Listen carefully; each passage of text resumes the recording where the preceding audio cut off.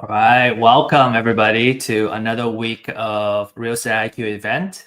Today we're gonna talk about a really sought after class, and we're so excited to bring this class to you. And this is about door knocking, and it's brought to you by Real Estate IQ and Candid REI.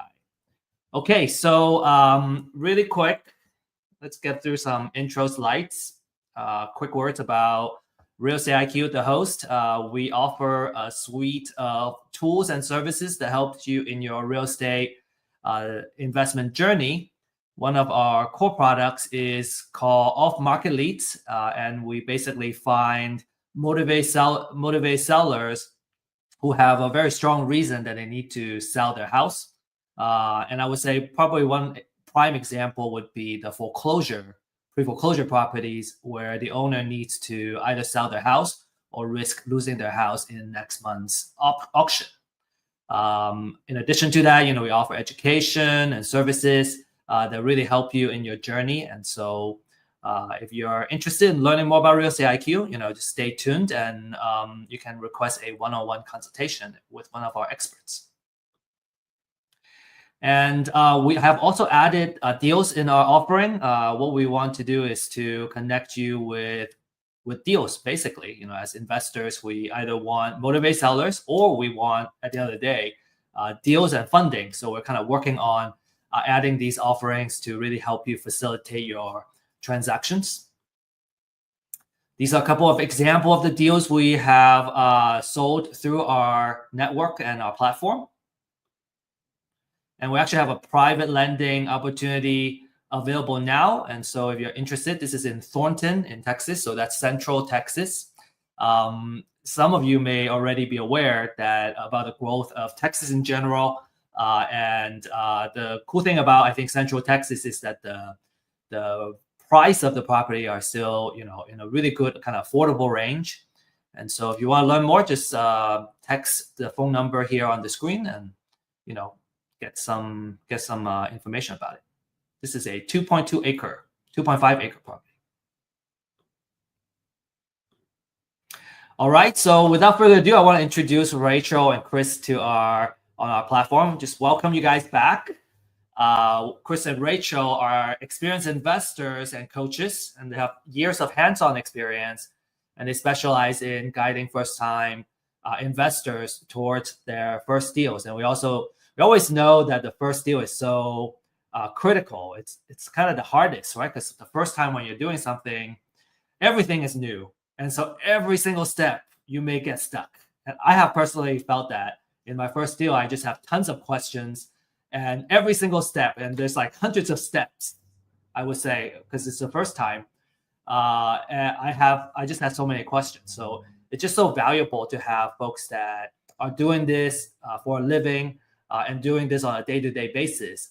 And having that guidance is just invaluable. Like the first couple of deals, it's worth millions of dollars, to be honest. So Rachel and Chris, they're also known for their boots on the ground approach and practical results, right? It's about turning vision into action and result. There's a gap there, and just really happy to have them in our network and kind of bring this to you guys. So proven strategies like door knocking. I would say door knocking is one of the most effective ways of reaching motivated sellers. You either hear a no or you kind of get a yes, and you can really quickly build trust and hopefully close the deal there. We have had a lot of clients that found a lot of success in the door knocking. So really want to kind of bring this. I'm excited to learning from you guys too, Rachel and Chris. So without further ado, just want to hand over the stage over to you. Awesome. Thank you for the introduction. Thank you for having us. Yes. All right. So what we'll do here is just come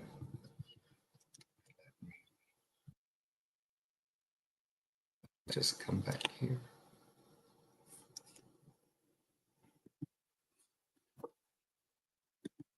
All right. Can you see? Is it fully blown up now? Okay. So what we wanted to do is just speak to you guys about door knocking. I know it's very scary, if you will, for some people, especially those who aren't comfortable speaking to other strangers, complete strangers, and maybe just have never door knocked, period, for work or for fun or for selling, whether it's candy or something. I know I was super scared the first time we went out there. And I mean, Chris literally just told me, we just got to do it. I mean, we are doing this. We want flexibility in our life. We want to spend time with our children. So this is the first thing we need to do. So, I mean, sometimes you just have to have somebody tell you, you just got to do it. And that's how you do it. I think most real estate investors fail at door knocking because of those things. Like Chris said, either they're scared, they don't know what to say. And I think they don't like hearing no, which makes complete sense. So we're going to go through steps that we do in order to be successful with door knocking and get those yeses. Yes. And so on the bottom right, you'll see the QR code for our information in case you don't already have it. So I'll just spend a few seconds there so that way you can scan that before we get started. So hopefully everyone's ready to go. Again, no one should be afraid of this, even though sometimes it can be intimidating. So let's get started here. So the problem with traditional door knocking, right? Let's talk about even just approaching the house or property or whatever it is. You understand, especially in foreclosures, that once you walk up to that door, people are, especially now, right, with the ring and everything else, or who is it? Who's out there? And that's what we need to be careful of, right? As soon as they start hearing the doorbell or you knocking on the door, then their guard goes up automatically. And that's for everybody, right? For their safety, and especially for those in foreclosure. I'm sure you're probably the millionth person to come down and knock on their door. So that's what you have to do. The second one is, I think we, especially newbies coming in, we tend to want to sell, whether that's ourselves or our product, because that's kind of what we're taught, right? We're taught, hey, go up there and sell. And for those who have sold chocolates or candies or, you know, popcorn, whatever, for schools or whatnot, that's what you're doing automatically. You're selling. But that's not what people want. And you have to really, really, really understand that they don't want that. They need help. They don't want to be sold to, right? So most of the people that are going to answer, you know, depending on how you react to them, how you look, and how you speak to them, they're probably going to shut the door on you, or, you know, some will open up for you and really listen to what you have. For most people, a simple no shuts them down 100%, right?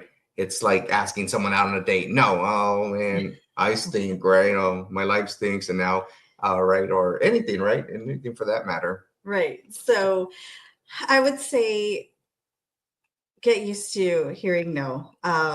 Chris always tells our boys, it's funny. He's like, do you know how many no's I heard? Do you think it stopped me? He's like, no, I just kept trying, or else I wouldn't be here. So just, it's okay if they say no. That's like the worst thing that could possibly happen. And you just move on to the next person. And when it comes to your approach, remember that sometimes people just need to be heard. We don't need to fix everything from the get-go. Sometimes they just need to vent and let it out. I mean, they're under a lot of pressure. They don't know what they're going to do. It depends on, well, actually in any situation. So if you're door knocking just on distressed homes, then they obviously don't know how to fix the problem. They don't know who to call, let's say, to mow their lawn. Maybe they're older and can't mow their own lawn. Things of that nature. So even in a situation like that, there's a need for your help. So just keep that in mind. Be very aware of that situation. If you're door knocking foreclosures, they're in a whole ton of stress and they don't know what to do. They've probably never been through this situation, and there was obviously something that caused the situation. So maybe they haven't been able to resolve that initial problem. So just be very aware of things like that and just be patient. Yeah, very patient. All right. So whenever we go to houses, especially if I don't know the person, right? Most of the time we don't know them unless they're repeat offenders. And yes, you have those who are consistently on the foreclosure list and they stop it. They know exactly how to avoid foreclosure. These guys are experts at what they do. And the more you do this, you'll certainly see that. And we smile and laugh now, right? But these guys know the ins and outs better than we do, right? These guys go, well, I filled this out and I went here. I talked to who? I'm like, who are these? All these people that you're talking to? But it's true. So, but if you are really, really nervous, right? What we tend to do is whenever we walk up to a property, we notice something in the area. Maybe it could be as simple as Walmart. Hey, you have a Walmart right down the street from you. That's awesome, right? Or hey, you have something, a nice car outside, right? Or anything. You want to be able to observe what they have in the area or at the property to open up the conversation. For some people, and I think everyone here can agree to this, whenever we go to a new place, something you always want to have something in common, right? So that way it'll open up a conversation. And it doesn't have to be anything large, right? Like, oh, I have that card too. It's just so that way you can relate somehow. Yeah. So I think what helps us a lot, and when we show up at houses, if we see like a tricycle, then it's kind of like a reminiscing part, right? Oh, my kids used to have that bicycle or something like that. And it just makes you sound more human. And they might possibly tend to be less mean to you. So you're a dad, you're a mom, and they have children, right? And who knows, we may have gone through the same situation. So they might not be as mean to you. They might be like, okay, well, let me give them a chance because they have children too.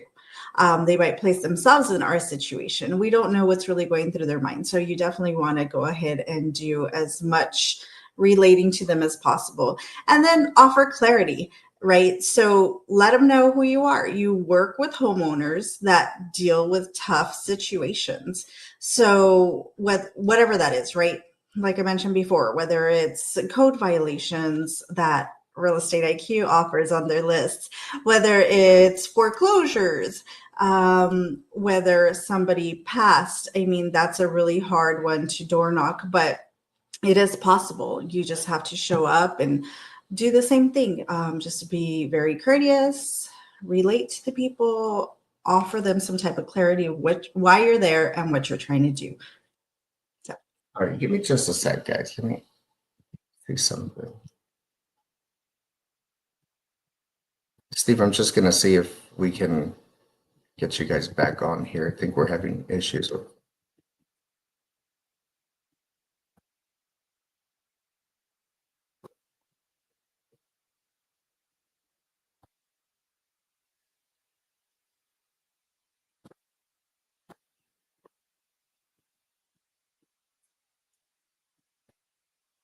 Let's see if this works, guys. I apologize. We're checking to see if I think we received notice that you can't see the slides. So, hey, Steve, can you hear us? Yeah, I can hear you. Okay. Are you? What we're seeing is the PowerPoint, not the full screen, just the PowerPoint, and we're on the first slide. Okay, that's odd. Are you able to see me switch now or not? Same. Same? Yeah. First slide. Okay. Yeah. Sorry, guys. I don't know why it's not flipping. I'll try this one more time.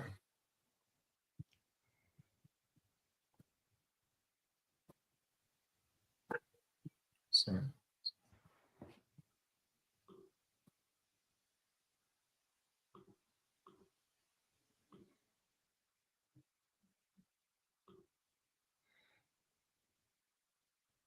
Can you see the sidebar to the left? Yes. Yeah, but once I switch here, you can't see me flip. No. Yeah. We're still seeing kind of the sidebar. Yeah. It's okay. Okay. All right. What is called the sidebar? Okay. All right. Here we go. Okay. So this is what we're talking about here, guys. So the problem with door knocking.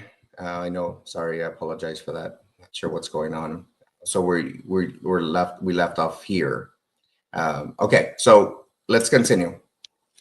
So we always talk about approaching the door, what we should look like, how we should behave. And I will tell you, there is such thing as being overdressed or being underdressed, right? Overdressed, you don't want to look like the bank. First of all, you definitely don't want to look like a banker. I know, whenever we all start door knocking, you want to dress nice. And especially in Houston, in the heat and the humidity, you definitely don't want to wear long sleeve, unless it's a nice cool day, which are very rare. But yes, you definitely want to look the part, right? Look like you're not, don't look intimidating. Don't look, and for some of us, Rachel says, smile, right? You look mean. Okay, well, so that way, whenever someone opens the door, they see, hey, a friendly smile. So at the minimum, just minimum, just smile at least, right?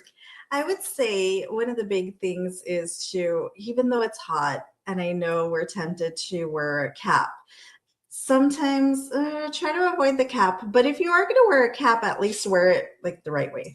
Don't wear it backwards, right? Because I know when it comes to like my grandma and my mom and just the older generation, they're like, oh my God, turn that around or take that off. That's so rude of you. So always try and be aware of that. And then just don't wear a t-shirt either. So whatever your t-shirt might have might be offensive to the person you're visiting. Maybe it reminds them of something or just a bad situation. So I would say avoid graphic tees. Don't wear too much jewelry because it may be distracting, right? I mean, even when it comes to like job interviews, that's one of the first things they tell you, just dress appropriately. Oops. You're basically interviewing with these people. You're making a first impression. Don't wear a super strong perfume because that can linger.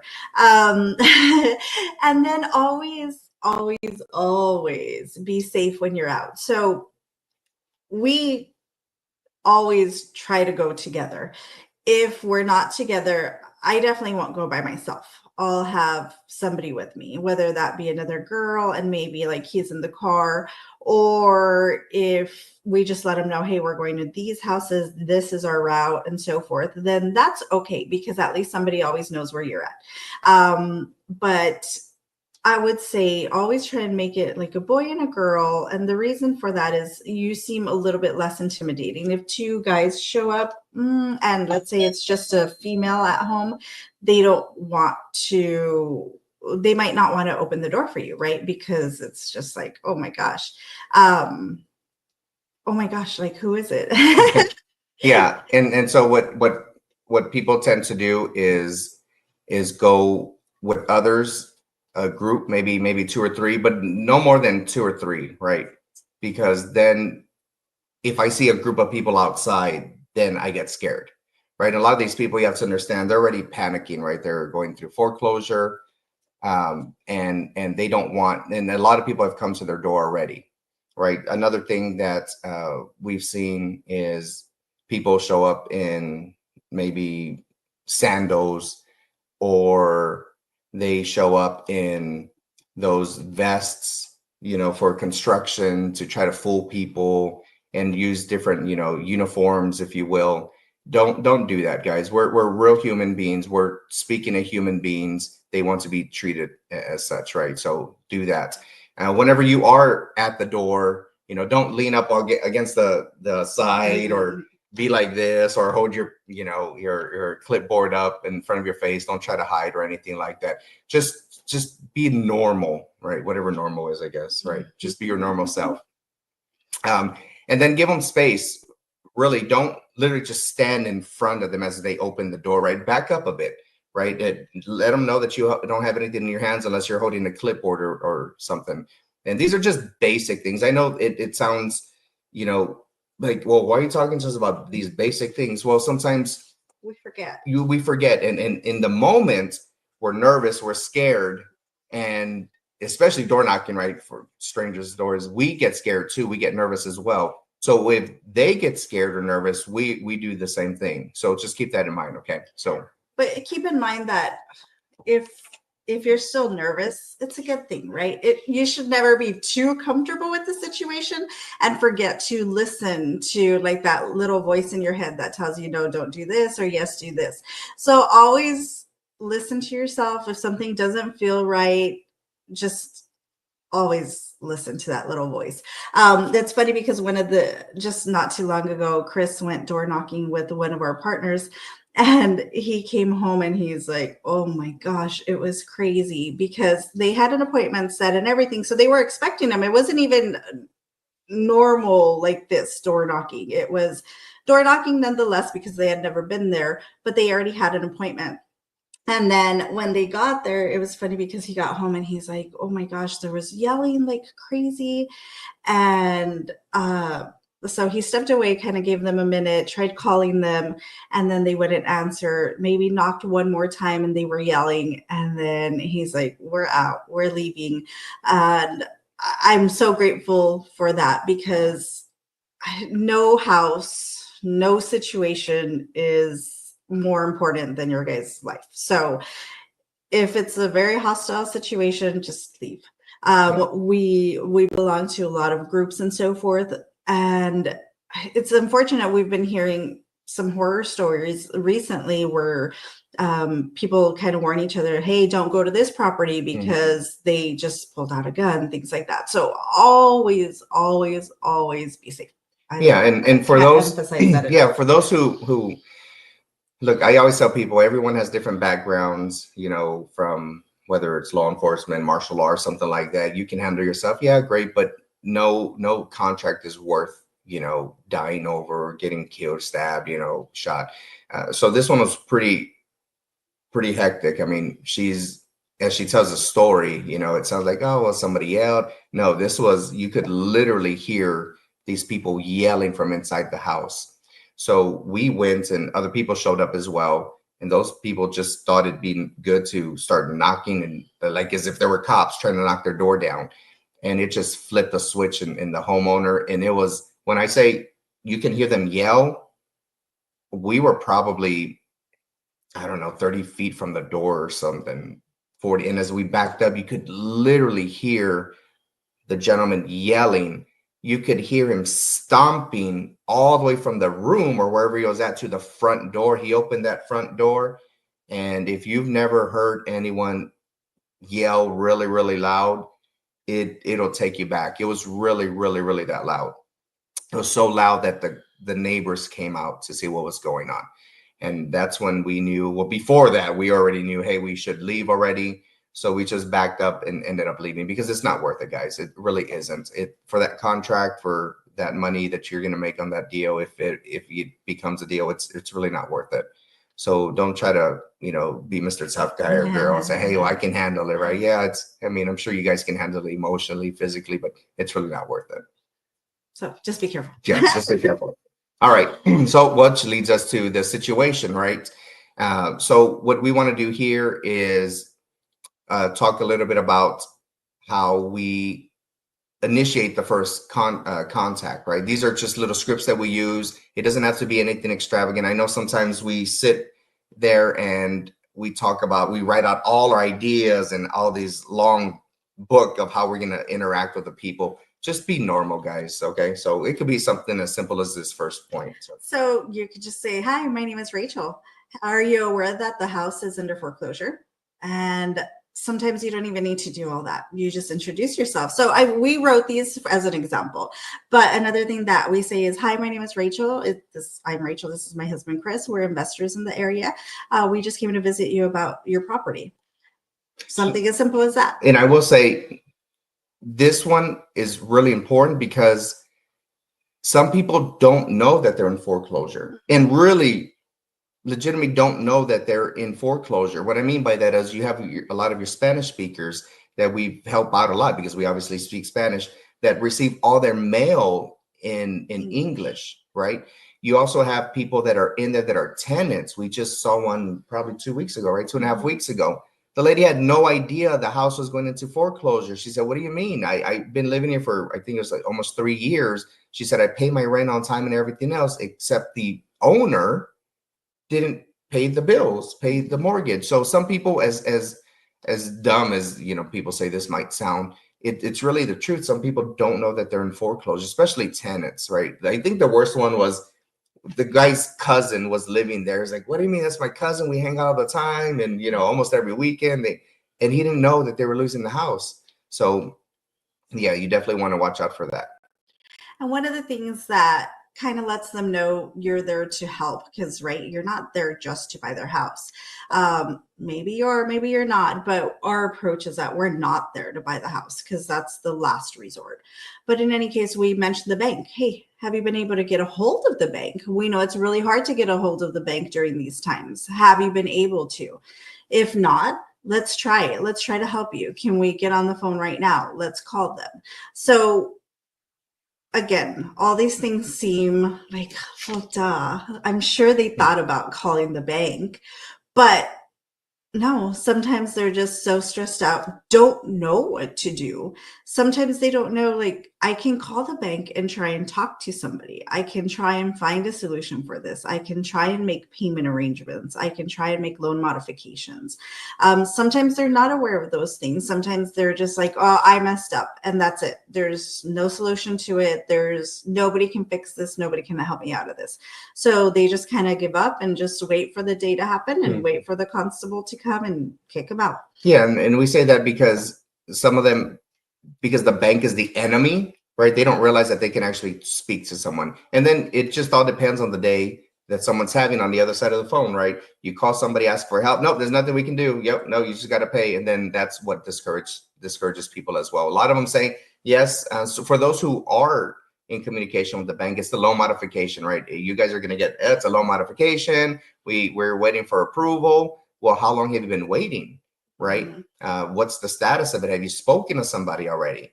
Well, no, I haven't yet, but they're going to approve it. Well, how do you know they're going to approve it? We don't know, right? And we'll talk more about this in a bit. But the timeline, you guys know, if it's foreclosure for next month, May, or even June, you have to give the bank minimum 30 days, right, to be able to receive the paperwork, go through it, and make sure you filled it out correctly. If you didn't, or they didn't fill it out correctly, clock starts again. All right. So just a few basic scripts that we use here. So again, hi, my name is Rachel. Are you aware that the house is under foreclosure? So also try and avoid home, right? Home hits too close to home. So don't use home. So just use either house or the property, or I mean the structure, things like that. Just kind of disconnect them from the actual home, because home is is where the heart is. So you want to take that feeling away from it. You're there, it's a transaction. You don't want to make them feel worse about the situation. Yeah, and I think when in up front we've made that mistake. Hey, you have a beautiful house, your home, this is so beautiful, and then it starts getting them thinking like, holy crap, I'm gonna lose it, right? Oh, now you're here trying to take it away from me, right? And that's something that you have to get over. Once you start getting them emotional about their situation in the house, and I don't mean emotional by being stressed out, by getting them to reattach themselves to the house, right? It really makes a difference, and that could be a contract that you lose, right? I'm not selling. I don't care what you have to say or do. We're out of here, right? Again, we bring up the loan modification here again because it's really important that people understand the loan modification process, and it could be great for some people and they may not be so great for people. Right. So if they say, yes, I know I'm in foreclosure. Okay. Have you been able to get a hold of your bank to review your options if you have any? And let's just say they say, yes, I'm going to get a loan modification. Great. They already tell you we're approved. Well, no, I'm still waiting. Okay. How long ago did you send in your paperwork? It was 3 weeks ago. Wow. 3 weeks. You still haven't heard anything. All right. So let's try and get a hold of them right now. And just always let them know that there's a sense of urgency, right? Because there is a sense of urgency. There's a sense of urgency because it's already going to happen. Let's just say this conversation happens this Saturday, right? You decide to go door knocking this Saturday because we're going to teach you all the tricks. So let's say this Saturday you go out and they're like, oh, I'm getting a loan modification. And you're like, okay, well, this Saturday is already what, the 20th? And foreclosure's already what, in 2 weeks? Yeah, 2 weeks. Yeah. So you're gonna ask them, okay, so where are you in the process? What have they approved? Have they already told you what your payments are going to be? Have they already told you the dates that you need to send in these payments? And kind of go from there. And then they're going to be like, oh man, no, the bank hasn't told me anything. I don't even know if they're going to approve me. Well, exactly. Chances are this part of the bank is not talking to this part of the bank, and this part of the bank needs to talk to this part of the bank, or else nothing is actually going to happen. And that's kind of like that's when Chris says the bank is the enemy, right? So you're going to say this part of the bank doesn't usually talk to this part of the bank. Do you think they're going to make this exception just for you? I mean, in reality, it's probably not going to happen. They want their property back. You haven't been paying. So, I mean, whatever the situation is, the payments haven't been made. So let's look at our next resort. What else can we do? Yeah, and it's okay to ask those questions, guys. I know sometimes some of you approach these houses and are tiptoeing around. Some of these people really appreciate you just being honest and upfront with them. Hey, have you done this, and this, right? It's better than someone just, hey, I want to buy your house, coming up to your house and say, hey, I want to buy your house. Okay, well, I don't want to sell. It doesn't matter. Look, these are my numbers. You're going to get kicked out. Believe me, some people don't have personality, if you will, and don't have no empathy or whatnot. And we'll talk about that here in a bit. But you really have to understand that these people are going into foreclosure and they need help, right? So this is a few of for the loan modifications. Typically, whenever you modify a loan, they are looking for some kind of, well, they're not looking for some kind, they're looking to see what has changed, meaning the bank. They want to make sure that, well, if you want the loan modification, what has changed in your life that you went from not having, you know, income or not being able to pay to now being able to pay. You definitely have to show some kind of work or some kind of employment change or something saying that you are working and receiving monies. And that's really what it is, right? If the homeowner has not acquired maybe new work or maybe a higher paying job, the likelihood of it getting approved is highly unlikely. So that could kind of be your in and say, hey, well, has anything changed financially? Because that's what the banks are looking for. No, well, I'm still out of work. You already know more than likely it's going to get denied. So this is where you have to push a little. Hey, well, you know, you may not get approved, but you have me here. If you don't get approved by the 15th, right? Why don't we start the process in us trying to be able to help you out, right? We call it the plan B. We always want to make sure there's a backup, or plan C or D, right? Some people might be able to reinstate the loan. They just choose not to at the moment, right? And the big question that we always ask people is, did they fill out the information themselves, the paperwork themselves? More than likely, they're going to make mistakes. I have yet to see a financial institution stay on the phone with you for hours, line by line, having you fill it out. So and then some people help hire other people to help them out. But if you filled it out yourself, I can assure you there's mistakes, right? And you want to try to avoid that.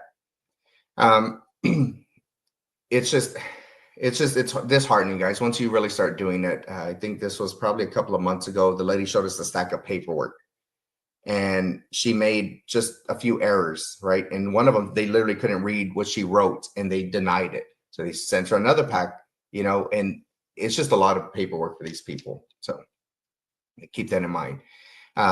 Alternative scripts that we use, we tend to, whenever we come to a house, we always assume we're going to speak to the owner. So whoever opens up the house, we're assuming it's the homeowner. And we just use John as an example, right? So, hey, John, my name is Chris. I saw the property on the foreclosure list. Did you know about that?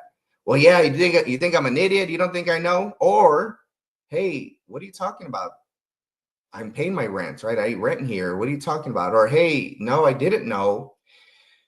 And I didn't know because, unfortunately, just like banks don't speak to one another, the bank departments, spouses don't speak to one another. Believe it or not, guys. I don't know if you're married or what, but but yes, can you believe coming home, you know, after work, getting somebody at your door knocking, and then, what do you mean I'm losing my house? Yeah, and we run into it, or a lot of people say, oh no, my wife's taking care of it, she already hired an attorney. And we've had situations where we ran into people. It's funny because they actually remembered us, and they've told us, yeah, my wife did hire an attorney, but nothing happened. I mean, they took our initial money, but we still lost the house. So these are real life scenarios that, I mean, it happens, right? You don't have to say it happened to me personally or anything like that, but now you know someone who it has happened. We heard it first person. You're hearing it from the horse. They lost their home because they took it to an attorney. They've paid the attorney, and I don't know, it just got lost in the shuffle or something, and it didn't get paid. So even when it seems that official, right, it's going to get taken care of, and it didn't. And yeah, it's pretty disheartening, especially when you hire somebody to help you out. And some of these people will just take money, right? They know it's stressful time, very emotional time. Hey, pay me $1,000, $1,500, $2,000, we'll stop it. Okay, well, then what happens next if it is stopped? But we have heard that a lot of the things you'll hear is, well, maybe I had my son or my daughter or, you know, spouse, they paid it. They said they paid it. I literally gave them the money. It's just every family, every person is different. So And then differentiating yourself. So part of our coaching, and not everybody's like this. So if you choose not to help people and you're really there just to buy the house, then don't say you're not there to buy the house, right? Because then in essence you're lying, and then it gives other investors a bad name. But let's say you really are trying to help them, then really do your best to try and help them. Really call those banks, with the people if they want to be there, or without the people if they don't want to be there. But we like to do our best to try and help them. And then if we can't help them, then we'll look at the numbers and see if we could buy the house. But even with our students, we really do tell them, hey, let's look for a solution for them first. If and when you can't find a solution, then yes, of course, we're investors. That's what we're there for. But that is kind of how you stand out and mean it. Mean it when you're there and say you're there to actually help, and they'll feel how genuine you're being. So yeah, and I think, well, I know that sometimes these basic, right, scripts, you might think, oh, well, that's just basic. Yeah, but a lot of these other investors and other people that are door knocking, or, hey, my name is so-and-so, I'm with so-and-so company and the attorneys and blah, blah, blah. Once you start telling them I'm with the company, they shut down, right? So just be a normal person. Say, hey, you know, we're family-owned business, and me and my wife, or me and my partners, you know, we do this. And so another way we have found that actually help is approaching the house. Hey, John, you know, I know a lot of people are coming. You know, I don't want to take up too much more of your time. Here's my card. It's in your house. The house is in foreclosure. Here's my card. Let's set up a time to talk, and just walk away. Right? Say, hey, wait. You just gave me your card. Aren't you gonna sell me or tell me? Or yeah. I mean, if you have time now, we can talk, or just let me know when a good time is. And I know every sales job that they tell you got to capture the lead right now. You got to sell right now. The truth is, it may not be right now that you're going to sell to them, right? And we'll talk about that here in a bit. But we've seen, and we've just put it to action. Hey, let me just give them my information. Hey, you let me know when you're ready to talk, and you walk away. And they're like, what the heck? What's going on here, right? So that could be something else that you guys can try. We've talked about being empathetic, right? So, John, I apologize in advance. Yes, I am an investor. I am coming to your house. I'm here in front of you. But let's not talk about buying the house right now, because let's find a solution if there is one. Yeah, that's really powerful, more powerful than you guys think. Again, what you're doing is you're saying, John, I'm another investor, right? I'm another person here knocking at your door. Yes, you know, we buy houses as well. There's a ton of people. But look, I'm not here to buy the house. Why don't we explore different options? Why don't we talk about the different options that we can help you with, right? And believe me, they know if you're genuine or not. These people have been approached by investors, by other attorneys, right? I mean, if you've never seen a mailbox full of marketing material from investors and attorneys and everything, it's thick. I mean, these guys get a ton of stuff from months in advance. Excuse me. So, so when we offer help, we're definitely there to show them that we are going to help, but time is of the essence. Right. So I think we've tried very hard to give you guys scenarios of scripts that you can use, because we definitely want to provide you scripts. A lot of it is tailored to you as a person, right? What you're going to say. And that's things that we help our students with, is that we tailor it to who they are. Because we all speak differently. We'd love to have, like, this is a script, go use it. You're going to get all the contracts in the world. But in all honesty, it doesn't always work like that. The people respond different. They say yes, they say no. Some people don't want to talk to you. So it's more about getting comfortable with being uncomfortable, right? Being uncomfortable and knowing how to rebuttal. Oh, well, this is what I'm going to say. Well, if this comes up, we always tell our boys, make it like when they're playing hockey and so forth, we always tell them, if you get used to doing something, your body is going to automatically do it, right? So it's the same thing. Like if you practice it, if you go out there, if you door knock, you get all these different scenarios, you get all these different situations, and your mind, your mouth is just going to react, and it's going to do it in the most positive way. The more experience you have with it, the easier it's going to get. So yeah, for those that we help and that we coach, door knocking in the foreclosure list is the most, we always say, forgiving lists, right? Door knocking, you're new, you're going to butcher the first 5, 10, but these are things that you have to do in order to get good at, right? I always say, hey, whatever your profession you're in now, did you just wake up one day and say, I'm going to go, I don't know, be an engineer, be a doctor, and you're great at it? No, you study, right? And then you practice.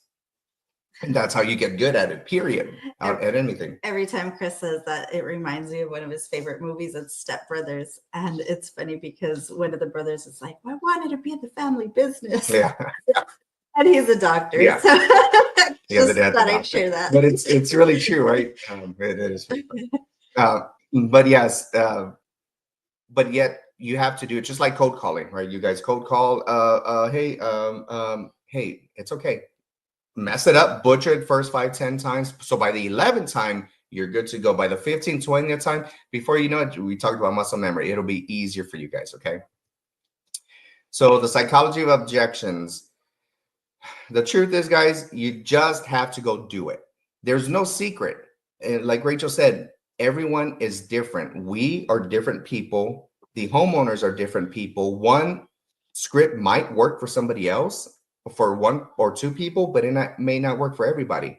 So there's really no secret to being successful in this. It's just you having to go out there, feeling out who they are and what they say, and then go from there. This is why we say basic stuff. Hey, you have a bicycle just like my kid, or a motorcycle or a car or something, you know. The sellers will know if you are memorizing scripts or if you're like a robot.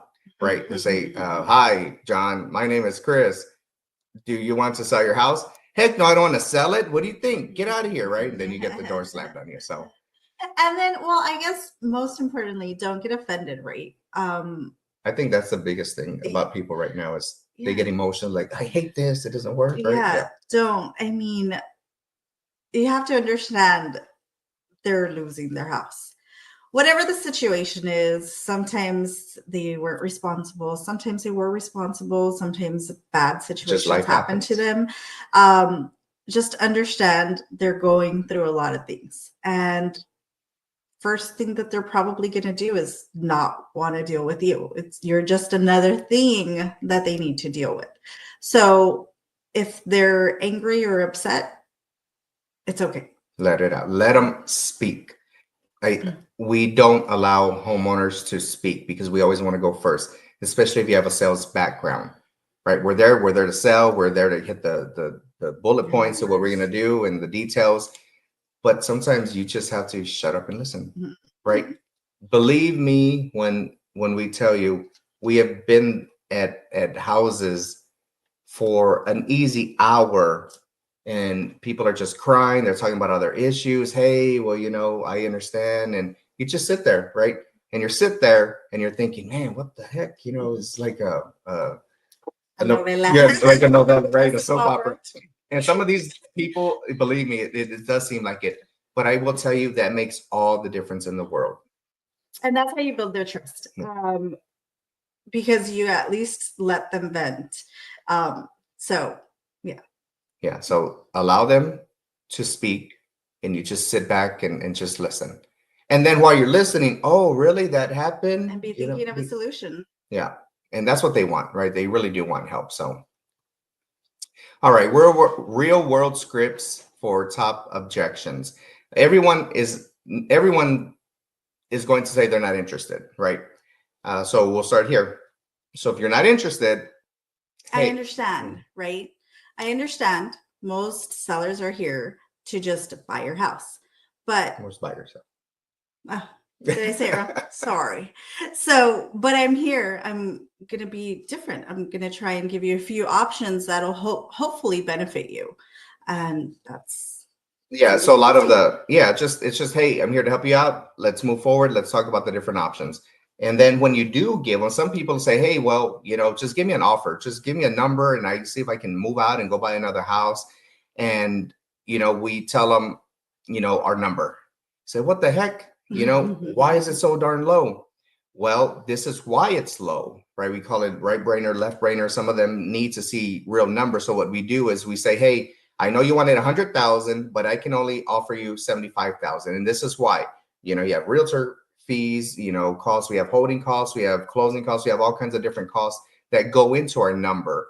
And once they really start seeing that and other investors start giving them, their offers, once they're all aligned, if you build that relationship up front, they're going to say, hey, I remember Chris and Rachel, they weren't trying to BS me around. Let me call them, right? Even though their offer might be a few $1,000s lower, I know that they're good people, right? So just keep that in mind. And if they say, I'm working with an agent, great. A lot of the times you'll find that they're their family members, they're their good friends that told them, hey, well, let's try and sell the house, right? But in all actuality, they probably, especially if you're door knocking the foreclosure list, they probably don't have enough time. And that's what you want to emphasize. Tell them why they don't have enough time, but explain these things, right? Because they don't know what they don't know. So you want to explain to them, you probably don't have enough time. This is what we could do. This is what we can offer you. Sometimes when you're selling on the market, you need to fix things. People don't want to come in and see a house that's half painted and things like that. So you want to tell them every reason why they want to go with you. Yep, exactly, Mike. That's a great point. Consistent follow-up. How many of you guys really follow up? Right? I can assure you most aren't following up. They go one time, they don't hear anything, or hey, cool, we met Mr. John. Okay, I'll wait for you to call me, or I'll call you and you don't answer. Okay, and then that's it. Then they forget. But we're telling you from experience that most people don't follow up. 80% of these deals are being done because of follow-up, right? People say, oh no, I reached out to them 2 weeks ago. Well, did you try again? Did you try every other day? Right? They obviously, you exchange numbers and information for a reason. You have to follow up on these guys. Okay. So body language, again, once you're walking up to somebody, walk up slowly, smile. We talked about this, hands visible, step back after knocking. Yeah. Right. Don't be a jerk and, try to. And be comfortable with silence. Yes. It's okay. That's probably when they're going to talk or tell you the real story or what's really going on. So just say what you're going to say and then listen. Yeah, just step back and listen. Don't rush them. Don't rush them. You don't like people standing over you at a store. It's the same thing, but even more personal because it's at their house. Don't put your hands inside your pocket because they won't know like what are your true intentions. Don't pitch them. I mean, you want to get the contract. Obviously, we know you do, but it'll come. And yeah, just don't be too persistent. All right, so these are just a few faces that you're going to see when you come up to a house. Some are going to be angry, disgusted by you. They're going to be afraid. Some will be happy, say, hey, I just have someone else to talk to. Come on in. Sad and surprised, right? Surprised, hey, I didn't know about any of this, right? So these are real emotions that you're going to see here. 3-part door knocking process. If you guys just take 30 seconds to scan this, it's a way for you to prep for your door knocking experience, right? We're going to prep and pull the list. We're going to go to the actual houses, and then we're going to follow up. Okay, so we'll give you a few more seconds. All right, and then we can share this again afterwards. Really quick, guys, how many of you here drive for a living, right? From work to school to home to everyone drives, right? So just keep in mind, if you look at this sticker here, some of these stickers you will see on houses, those are obviously distressed houses, right? So these are things that maybe you're not thinking about, maybe people don't know about. So these are just some houses that you may not even know about, period. And again, some are not obvious at all. Maybe they are maintained, as far as the exterior, the yard. But once you see the Supra, right? Once you see one of those for realtors that use that, or any kind of,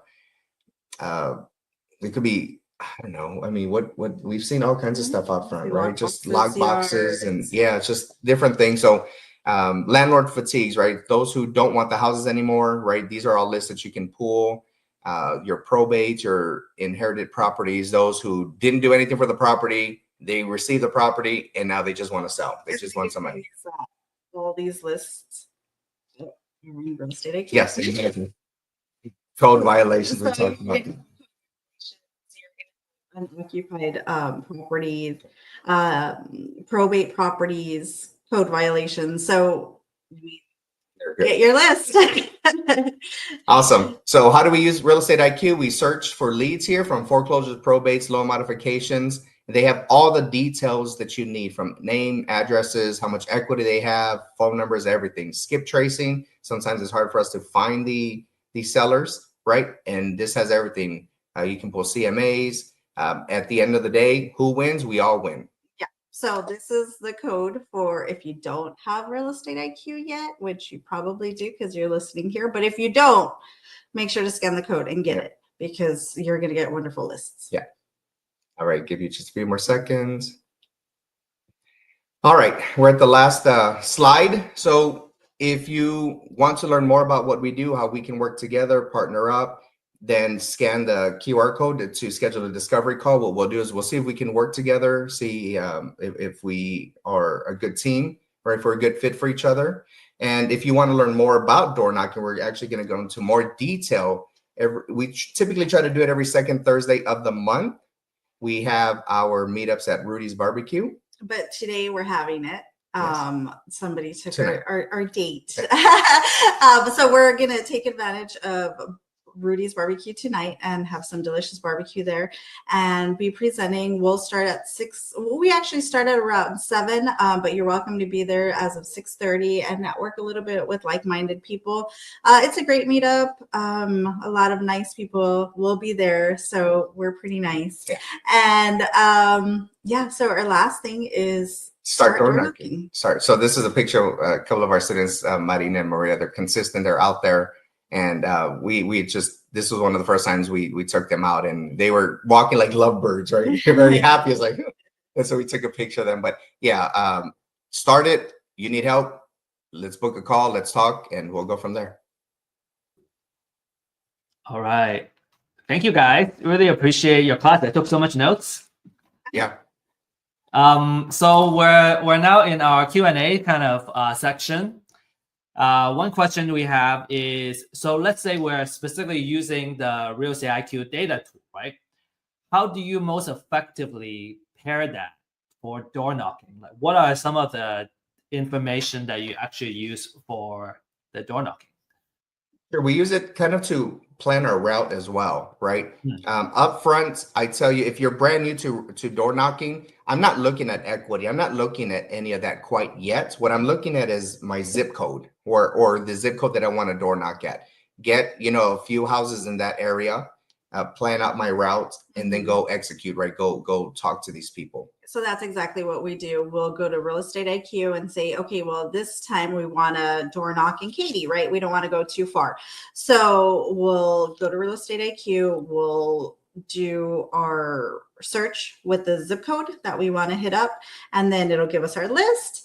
And then from there, we'll choose, it depends on how many houses are in the area that month. But then we'll say, okay, let's get this information and put it like into our Google Maps and route our plan for the next day. And then we use Real Estate IQ directly to make mailers, to make letters for these people, or marketing, everything. Yeah. So, and then once you get more comfortable and you can start breaking down, you can say, hey, Real Estate IQ, they show the percentage of equity. Maybe I want some that are 20 to 50% equity, right? No less than 10, something like that. You can tailor it.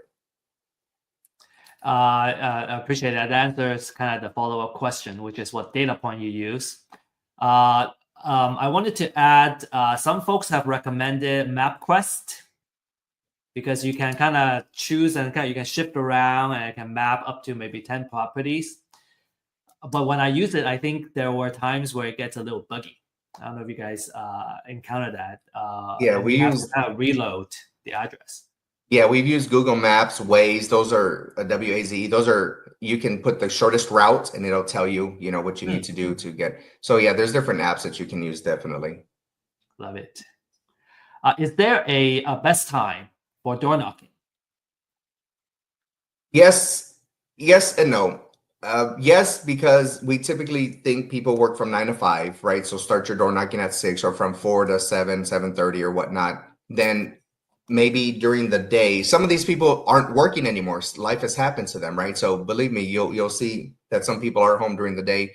On the weekends, if you're going to do the weekends, I would definitely do it maybe mid-morning, right? Not too early morning, because what happens when we get woken up? We're in a bad mood, right? Who in the heck is at the door now, right? One of those things. So mid-morning, early afternoon on the weekends. During the weekdays, I say early evenings, and don't ever be out there at night. Period. I don't care which neighborhood you're in. And then even if you get there when they're not there, I mean, just leave something behind. It shows that at least you took the initiative and went to their house. Yeah.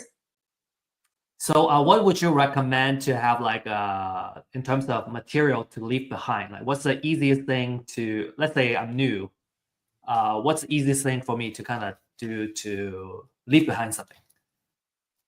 So if you want to be very creative and take a little bit of extra time for these people, maybe make a letter for them.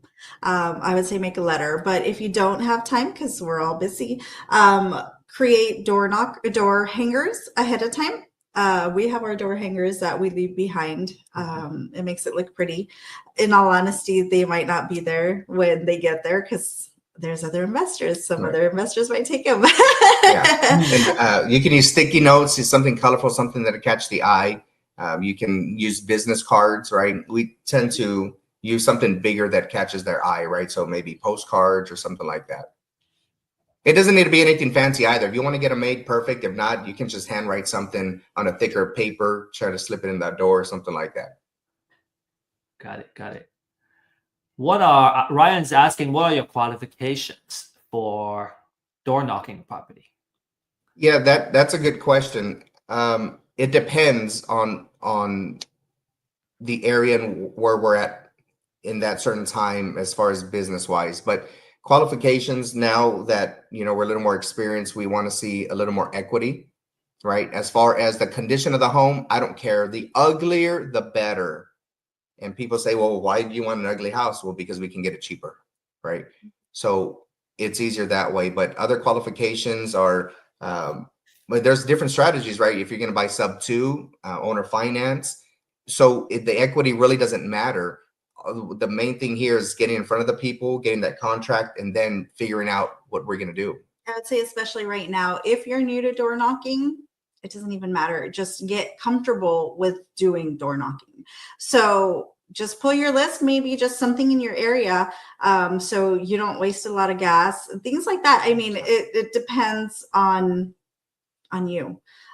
It's a personal thing. It's a personal, how much do you want to commit to this, and what are your resources? If you have to stay within your area because you really don't have gas to go somewhere far, then stay within your area, and that's your qualifications, because that's your capability at that point in time. Just remember, next month it might change. Yeah, once you get under contract, there's a buyer for different price points, different areas, and everything else. So don't assume you can't sell, right? So Rachel and Chris, I think this is a very good question. Can you share a deal, like a case study you've done, and what was your return? So we do buy at different strategies, right? It's not just fix and flips, up twos, owner finance. When we first started real estate, we started with Real Estate IQ, right? Those we were doing bandit signs, postcards, and everything else. One of the first deals that was, we were able to wholesale. So that one, if I'm not mistaken, I think the house was probably worth $200,000. They were in arrears at that time, I think maybe less than 20, so maybe $18,000, $20,000. The house was in fairly good condition, and we saw that there was enough equity, after paying out the seller. I think there's probably $5-7 grand. You remember I think it's almost $8,000 or something for an assignment, something like that. Yeah. So, and these are just things that we're telling you what to do, how we put that into action. And so, yeah, I mean, maybe 5,000 may not be a lot for you guys, but for a lot of people, it's like, what can you imagine one deal a month at $5,000? You know, at the minimum, even if it's 2,000. Yeah. And how much do you guys kind of invest it in, like your efforts and, you know, data, material, and all that? I say a healthy budget for anyone who's going to do marketing is at least $1,000 a month to $1,500. If you don't have that money, then you're door knocking, you're using your time. You're using your time. Yeah. It's one or the other. You either have money to do a lot of marketing, send out things in the mail, do phone calls, do all that, or you're door knocking, which isn't going to take a lot of money. So that's why we decided to do door knocking today, because we understand a lot of people are just starting and don't have a lot of money to put into this. It does take money. Or partner with somebody who has a few dollars, right? Say, hey, I don't have a lot of money, but you do. I have time, but you don't have time. Let's partner together. Right. But door knocking is an excellent way to get started. That's not going to take a lot of money, but it is going to take a lot of time. So even if it's not money that we can say per se, you're going to spend this amount of money, you're going to spend quite a bit of your time. But it's all worth it. 100%. It's all worth it. It's just being consistent and doing it and getting out there and getting used to it and talking to these people and just being comfortable with yourself.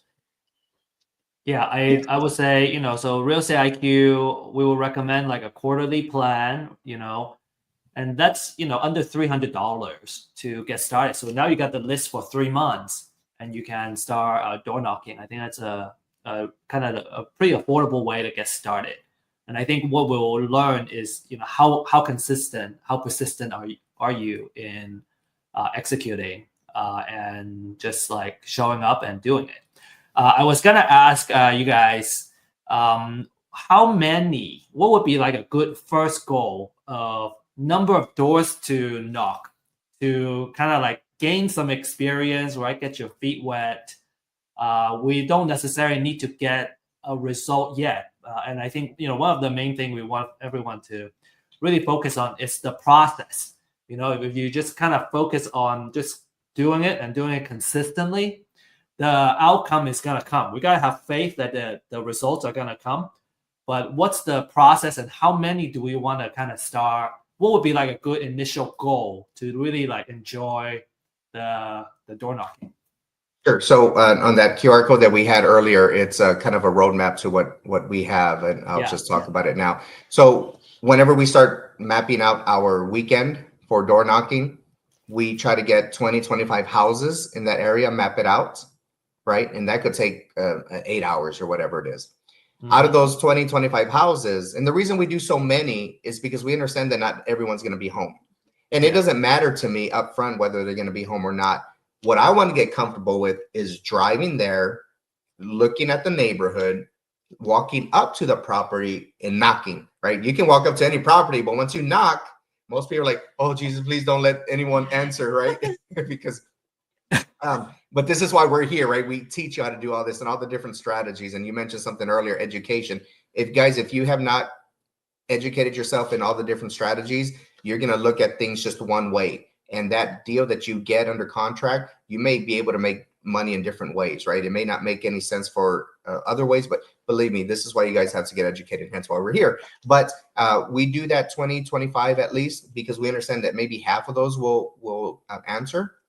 And out of those that answer, we're practicing. And I'm telling you, mess it up. Say, hey, Rachel, I'm here to buy your house. I'm here to save, whatever it is. Then you mess it up, but keep moving, because they're going to, if you don't see them the next month, right? Those guys are going to forget all about you. But the second house, the third house, you're going to be able, hey, Rachel, my name is Chris. Has anyone spoken to you about options, or has anyone tried to help you save your house? Anything like that. You will get better. So it's a lot of repetition up front. Yeah, I think it takes repetition to get better. Yeah. And, you can rehearse it as much as you can beforehand. And I think it'll help a little bit, visualization. But when you mess up is when you really kind of have the material in your head to go, how do I do better next time?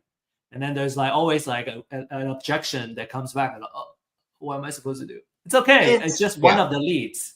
We have plenty of leads to go through. Right. And that's why we said earlier, we can give you all the scripts you want, but it depends on you, right? The person that shows up and who answers the door. Yeah, the objections are always going to be different. Right. There's always going to be a different reason why they can't talk to you, or a different reason why they don't care, or a different reason, or something that they already have resolved. So, and we're going to go deeper into that tonight at our meetup. So yeah, so you just have to practice. Yeah. Yeah, I just had this conversation earlier that, you know, we can learn a lot before we get started, because we kind of need to feel comfortable enough before we do it. But I think, you know, sometimes we gotta just rush it, because you learn more after you start doing it. So after you start getting it, then when you kind of listen to the same class or same lessons again, now it makes more sense, because you have real world experience now. And then you can also ask deeper questions too. And I just really love the in-person meetups that you have at Rudy's, because now you can actually we can actually go and meet with you and ask real questions like, right. Oh, I got this case. I got this. The seller said this. Like, I don't know what to do. Yeah, and that's why we do it. That's why we do it, because a lot of people do need help, want help, and that's what we're here to do. Yeah, because you could get all the books, right? You could have 10, 15 books about real estate investing, and you could read them all. Like if you're really good at reading, you can read them all in one weekend, and then it'll be like, okay, but then what do I do next? Or when somebody says yes to me, okay, how do I fill out my contract? What do I do next? And it's always the details that get us stuck, right? We get stuck, and sometimes we'll lose the deal because we didn't know what to do next. Or you can be like our student Lester. He graduated from YouTube University, he says, right? He's watched all the videos and still was stuck. And obviously they're with us now. But yeah, it's really true. You can read everything, all the books you want, all the videos you want, but until you do it, you're never gonna know. Yeah. I remember filling out that first contract. I'm like, what do I do here? Yes. What do I do here? What do I do here? And just Yeah. good to have somebody who can kind of hold our hands and really get us through it and get that first Do it deal. faster. And do it faster. Faster so you can get on to the next deal. Correct. Yeah, it's all about repetition. So okay, so I think we got so many questions, but would you tell us a little bit about the coaching that you're offering? So we do this, but on a more one-on-one level. So our coaching is one-on-one. We have chosen not to do group coaching because everybody is in a different part of their real estate investing journey. So we tailor it to our students specifically. So we have students that only want to buy rental houses. So we work up a plan to only buy rental houses. And there's people that want to become wholesalers. Okay, so we understand that. So we'll tailor it to exactly what it is that one student needs. The great thing is we can pivot as much as they want to pivot. So sometimes, let's say we started with door knocking and they went out to door knock and they actually got somebody to make an appointment with them. So as opposed to, okay, well, next week we have a regular meetup or meeting through Zoom. If the student chooses, hey, can you guys go with me to my appointment? We will pivot and say, okay, well, we're not going to do this meeting via Zoom. We're going to go with you to the customer's house or the seller's house and help you close that contract. So that's a good thing is where it's really one-on-one coaching. So it's a 12-week session, and every week we learn something differently. And if a student wants to focus on just one thing or one thing in particular for maybe a couple of weeks, we can do that also. But we go over marketing, we go over filling out contracts, a fix and flip. We'll do sub twos, we'll do everything, right? Owner finance. We take them detail by detail, not just say, hey, this is an owner finance and figure it out. No. And we're on the phone with sellers, with our students as well. And we'll even take them to different construction sites, different houses to show them why it's a good buy and why it isn't, especially in construction, why you should buy this house at this price. And we also have a Facebook also. Hopefully everybody got to scan our information. up front. If not, we can share that here so that way you can reach out to us and we'll give you more information. Right. So we take people to houses, and then we'll tell them, like, this is what you look for when you see a house, and things that aren't very obvious, right? Because we read all the books, but once you're actually there and you see the house, you're like, oh yeah, I hadn't thought about that. How a door might not close, and that might be another issue. So we get into those details. It's a lot of hand holding, which we find a lot of people do need. A lot of people have gone through different programs, which is great because you've already kind of been filled with some of the knowledge. But if there's gaps or things that you don't truly understand, we fill in those gaps, or we can go from the beginning and fill you with all that knowledge that maybe some other people have that you don't have yet. So it's really tailored for people that have been in this for a long time, new people, really anybody. And the great thing is we're active investors as well. So this isn't something we did 20, 30 years ago. Now we're just teaching, right? We are out there with you guys. We're learning. We're teaching each other. We're supporting one another. So by the end of our program, you're literally going to be able to do deals by yourself. If you want to do deals with us, partner with us, that's great. But eventually we want you to go out and do it for yourself or your family to build that generational wealth. So you'll be able to be comfortable looking at houses by yourself, filling out contracts, sending it to title, getting your attorney squared away, closing, and then go from there. Yeah, and I just want to take this opportunity to really stress, it's so important to have someone you trust and who have been through it to be on our side. Because when I'm stuck, I want to know who I can call and that they will pick up the phone and really help me because time is of the essence when it comes to a lot of these deals. And then another piece, maybe just to add on here, is you need to have a educational budget for your business, right? We really see what we're doing here as a business, and it's gonna be a long-term, 5, 10 years, 20 years down the road. You gotta consistently invest in your personal education. I think that's probably the best investment to ever make is in here in our own brain because we can always use it, and I think the return is infinite. It's miserable, yeah. Okay, so our time is up. We're actually like 15 minutes over. So for those who are staying behind, really appreciate you. Make sure you get back to and connect with Rachel and Chris. If you're in the Houston area, in the Katy area, make sure you hit up their meetup and reach out to Rachel and Chris if you want to learn more about their 12 weeks program. Rachel and Chris, what's the best way to reach out to you? I think we got a couple of questions here. Yes. Yes, absolutely. So our phone number is 713 635 713 635 835 no 635 635 9706. Okay, would you please repeat the last 4 digits? Yes. So all of it's 713 635 9706. 06. And then our website is Candid, CANDID, REI for realestateinvesting.com. Awesome.